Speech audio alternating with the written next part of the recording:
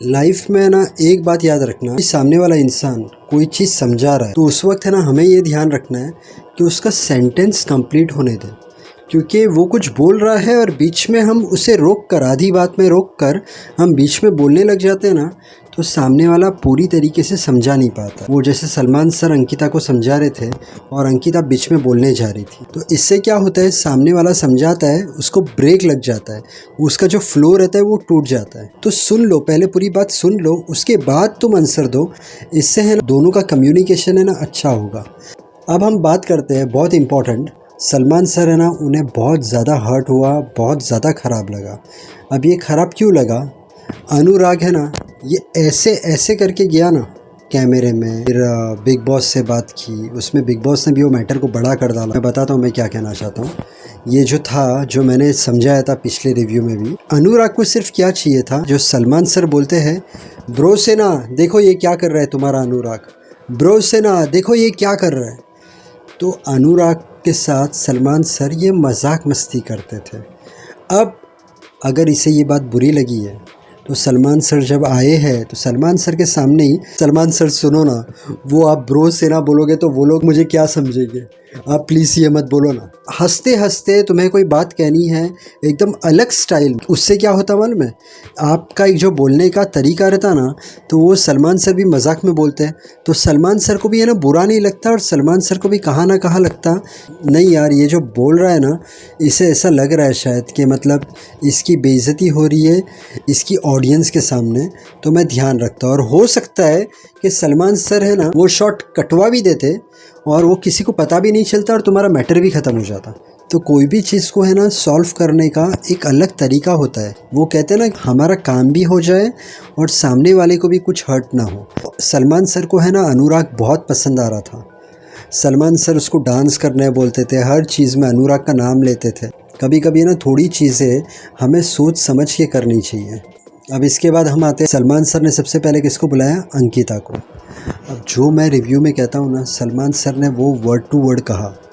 अब देखो, सलमान सर ने जो अंकिता को समझाया उसका मतलब यही है कि अंकिता तू तेरा देख, विकी उसका देखे, विकी का नेचर अलग है, तेरा नेचर अलग है। मानता हूँ मैं कि तू उसको कंपटीशन समझ रही है, पर तू तेरी गेम खेल और तू उसकी गेम में उसको डिस्टर्ब मत कर, और सब चीज़ को लेकर है ना एकदम ऐसे स्ट्रेस मत ले। बस तू फ्रीली तेरे हिसाब से दिल से खेल, उसको दिमाग से खेलने दे। और अंकिता को समझ में तो आया है, बट पता चलेगा अभी आने वाले एपिसोड में सलमान सर थे तब तक समझ में आया या उसके बाद भी समझ में आया। अब इसके बाद ईशा, तो ईशा को भी सलमान सर ने क्लियर बताया कि ईशा क्या कर रही है। पहले अभिषेक था तो उसके साथ तेरी गेम चल रही थी, फिर समर्थ आया, तो ये क्लियर हो जाए कि एक एक्स से एक प्रेजेंट है। इसके बाद क्या, कभी भी कोई भी लफड़ा होता है तो मतलब ईशा पीछे ही खड़े रहती है ना, पीछे से कमेंट पास करते रहती है। तो ईशा को अब फ्रंट फुट पे आके खेलना होगा, पर मुझे डर यही है कि ईशा फालतू के झगड़े नहीं करें। सलमान सर ने उसे समझाया कि अगर अभिषेक है वो किसी को अगर दोस्त बनाता है और उसके बाद वो उसके साथ ही झगड़ा करता है तो वो रियल है, तो तू उसको समझा, और अगर वो रियल नहीं है कि वो सिर्फ गेम के लिए कर रहा है तो भी तो उसको समझा। मतलब सलमान सर ने पॉइंट दे दिया कि फालतू के मुद्दे मत उठाना, जो मुद्दे हैं वो उठा और स्क्रीन में आ। अब इसके बाद सलमान सर ने मुनावर को बुलाया। मुन्नरा को तो खैर इतना कुछ बताया नहीं, बट मुनावर को बोला आप फ्रंट फुट पे आने का टाइम हो गया है, लड़ने का टाइम हो गया है। अगर कोई तुमको कुछ बोल के जाएगा तो ले लो उसकी। इन शॉर्ट तुमको अभी दिखने के लिए रिएक्ट करना पड़ेगा।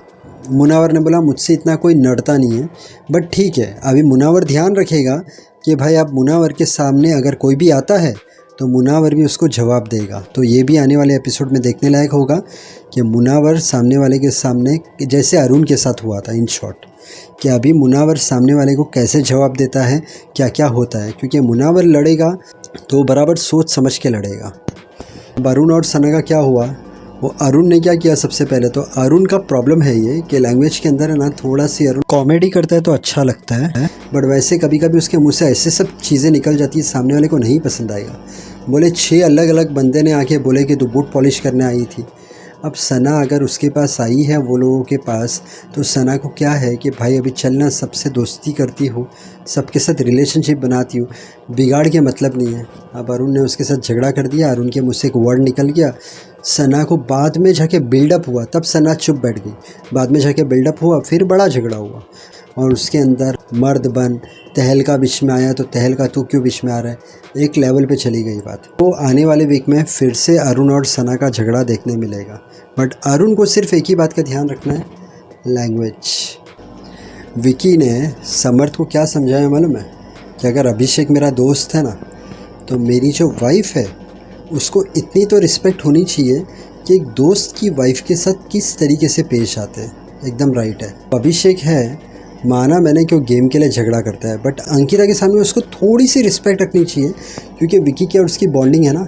हाँ, ये बात और है कि ये जो लास्ट फाइट हुई उसके अंदर अंकिता जो थी उसने मिडल फिंगर बताई थी, डैट वाज रॉन्ग, ठीक है, वो बात सही है।